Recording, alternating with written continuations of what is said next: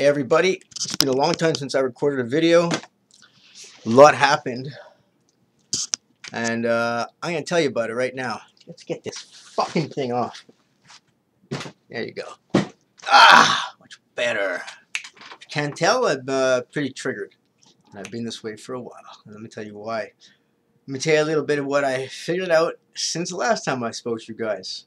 I was watching the videos on, ended up on all the conspiracy stuff. I don't know, somehow I ended up, oh yeah, I was searching pedophilia, researching my father's frickin' disorder, and oh, there's a plant, look how nice. Just get that in the photo. I'll be somewhat, good, I like that. Okay, so, and I hear the concept of monarch children. First thing I ever heard about it. Sounds like hocus pocus, like a lot of the videos I was watching that evening. And what it disclosed was that monarch children were bred for pedophilia, and they were programmed that if they ever broke their code of secrecy, that they would self-destruct. Well, that completely rang a bell with me. That's exactly what happened to my brother. He broke the code of secrecy, and by the next day he was dead. So, you know, it piqued my interest. I started to think, well, maybe there's something to this. Maybe that's what my father told me when I was growing up. He said, if you ever... But he didn't say I would die. He said that he would kill me if I spoke. He would, you know, the one I remember at least. I mean, he said he would kill me many times, but the time he actually, you know, detailed what he would do. Of course, I'd mentioned it. He was going to wrap me up in a black bag, throw me in the back of the garbage truck as it was leaving. For a while, people would look for me, but eventually everyone would forget and life would go on.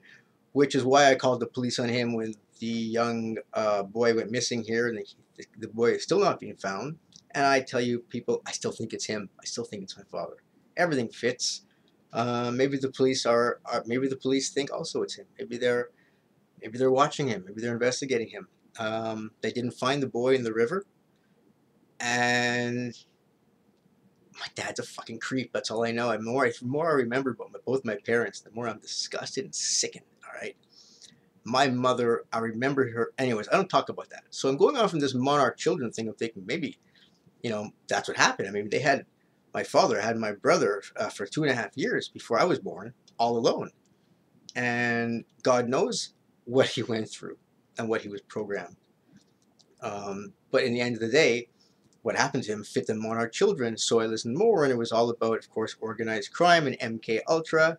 And then something I remembered finding this registration, this business registration, between my grandmother on my father's side, the psychopathic side, and she was definitely a psychopath. The entire extended family confessed to me that she was known as a terror, and that look, she married off all 3 children. You know, no matter how perverse those relationships were, they were all based on finances and image, and I don't think she gave any of them a choice. I know she definitely did not give my father a choice. He didn't want to get married. I mean, you know, unless it was to have children that he could abuse. So this is where it comes back to it. So I remember that there was a business registration I found on the internet between my grandmother on my father's side, my father and his wife, my mother, and my two, basically that grandmother and the 3 kids she had. And the company was called Children's World. And I remember something about them having a children's clothes company, but I was a child and never saw any clothes from them. I mean, it's impossible. Uh, Something was up. I think that Children's World was not a clothes store. I have a feeling that my grandmother was involved in child pornography. Another thing I remember that my father was taking films of us when we were very young, Super 8s. Yet he never took one photo of us once we were teenagers or adults. And he even stopped filming once we were about 6 or 7 years old. And where did all those videos go? Who knows? We don't know. There were rolls and rolls of them. He was a gay pedophile. He was involving his friends or whoever. When I was with him in the racket club as a 3 or 4-year-old, so he had others involved. He wasn't a lone wolf. So I Then I made the real connection that I really wish, which has really triggered me into a son of a bitch again, because now I realize, my God, I was really, really, my mother was not lying. At some point towards the end, she kept hinting that I got unlucky. She goes, "So, you got unlucky, you got unlucky." And I thought she was just being facetious. But now I realize, no, no, no, she was telling me I got unlucky. I mean, I got unlucky. Uh, I did a search. I did a search on the mafia. I figured, who's going to be involved in MK Ultra? It's going to be the Jewish mafia. So I did a search on the Jewish mafia in my country, in my city, and the number one guy was my father's best friend. I remember like day yesterday, my father going to his funeral and talking about how many people were there.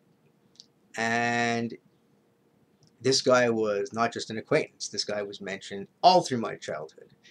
And all they have him for on the internet is they're discussing, the typical bookmaking and gambling and prostitution and etc. etc. But back then, knowing my father was involved and knowing what my father was doing, traveling the world for boys, he was involved. Even to this very day, organized crime is involved in child pornography and child prostitution. So to think that the Jewish mafia, when I was growing up in the early 70s, was not involved in it, and my father, who was best friends with this guy, did not was not integrated somehow, and my brother and I were not somehow dragged in. It's a long shot to believe it didn't happen, especially with the degree of anger my brother had. I mean, I'm an angry SOB. I even acted out today in a way I don't want to talk about right now, because God knows I can end up in detention as of tomorrow. It looks like I got away with it. You know, I lost it today. I didn't hurt anybody, but I caused a little damage. Just been pushed too far with the noise around here, so I acted out. Now, my brother didn't act out that way, but he was a lot angrier than I was. I mean, I've been triggered now from the heat wave, and from realizing that I was raised by not just a psychopath and a narcissist. I was raised by a freaking mafioso who he used us. And my mother, she just wanted to be a mafioso. I know I figured that out. I remember looking at her, thinking about her house. I said, my God, her house is all black and white. Even though it's tiny, because they've had to, she had to downgrade. My father failed at everything. She still somehow made it look like a mafioso place with these elaborate statues hanging over, these pillars, and just the whole look of it was very gaudy and overdone. It has absolutely zero comfort. You cannot be comfortable in my mother's apartment. It's like ice. And I remember something growing up. My mother, she never cared about us the way she cared about her house. It was all about objects. My mother's, has it. She's also a psychopath. I mean, that's what I think. She was just, well, she just didn't want to molest her children. So I guess she looks a lot better to me, because I remember her screaming at my father, "Oh my God, you're disgusting. I'm horrified."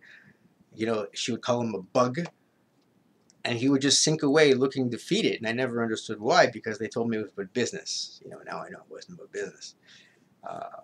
I know that it was about business partially because my father was not conducting business. My father got married and told everyone that he's traveling the world, searching for seafood deals, making money. Really, he was just not making any money. He was just fulfilling his sick predilection, day after day, week after week, year after year. He was obsessive compulsive about it. I'm sure of it. And he paid the price numerous times. And in a way, I feel bad for him, because today I was thinking, when I acted out and I did what I did against the property, when the noise was getting too much to me, I said, my God, that's my thing. I have a problem, if you want to say, and that I will destroy people's objects. I guess it's because it doesn't hurt them, and it has a limited punishment, and Many times people can understand that kind of thing. It's like a sublimation of the drive to destroy. So there is, a slightly healthier output than, having gone over to the individuals making the noise and causing some kind of damage. So I was thinking today, my God, maybe that's what my father goes through. Maybe that's what psychopaths go through, is they just cannot resist the drive to either molest, or a psychopath to con, to take advantage and to exploit. They just maybe cannot resist. And if that's the case, then it's so hard to blame them as a borderline who just cannot resist exploding in rage and getting whatever is back, and getting the offender back in retribution. That just is ingrained in me. It has been since I was abused by my father and mother, and I remember thinking, I'm going to get them back one day. I'm going to get them back. And that time I remember thinking that I was the devil. I was all 7 or 6 years old, sitting at the table and feeling the devil in me, thinking, I am never going to forget this. And I did forget it until my brother died. He was gaslighting me. He was keeping me entertained. The guy was a comedian. We laughed all the time. Anyways, I've been totally triggered. I hope when the heat goes down, I'm better. I'm going to try to get some Seroquel, because all the other pills do not work on me. They just make me... I take these... so many things, and I hope they're going to calm me down, but at the end of the day, I think borderline is a personality disorder. And no matter what drugs I feed into myself, unless I obliterate myself, things will trigger me until I get control of this rage. But, between my cousin dying, from dangerous driving, and then finding out that, and the reason why I started to thinking about the mafia and stuff is because that guy's father, who's my father's best, secret confidant, perhaps even that was the guy who was molesting me back then, I wouldn't be surprised. Well, he has a car dealership. And when I looked for his information, he's unlisted. He's been in business for 30, 40 years. He's unlisted.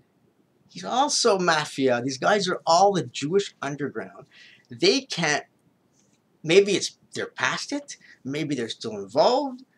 But they don't tell us. And it's probably because they didn't want us to get involved, But I think that's really what's going on. And I think a lot of people don't know what's going on. It's almost like, we think of mafioso as Italians. But maybe that's the Jewish people just scapegoating them, to some degree. Because I know a lot of small-time criminals, or I have known through the years, and many times there were severely corrupt operations which involved rabbis, Orthodox Jews, nothing that I knew involving. Oh yeah, we did have a family of Orthodox Jews chased out of our province because of suspected pedophilia and child abuse. So there you go. So so it's been really, really eye-opening, disrupting, triggering.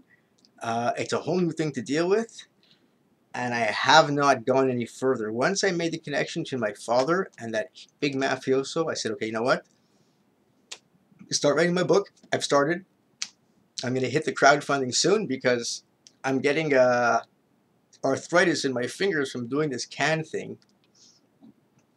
I don't want to get arthritis in this hand. I won't be able to, to use it. So I'm going to have to hit the crowdfunding, ask for like $1,000, $1,500 maybe. But once I get through my, the bulk of my story, then I'm going to finish it off by investigating the Canadian mafia and the mafia in my city. And I'm going to try to connect it to my father and the people he knew, and a lot of men who probably just recently have passed away, and their kids might be wondering what the hell. I mean,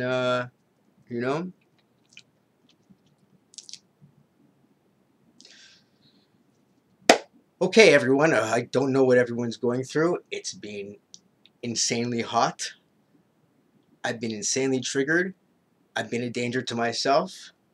And I hope when I see you, I'm calm again, because this is insane. I can't take the heat. I can't take heat. I can't take sound. Both of them together. You don't want to get in my way.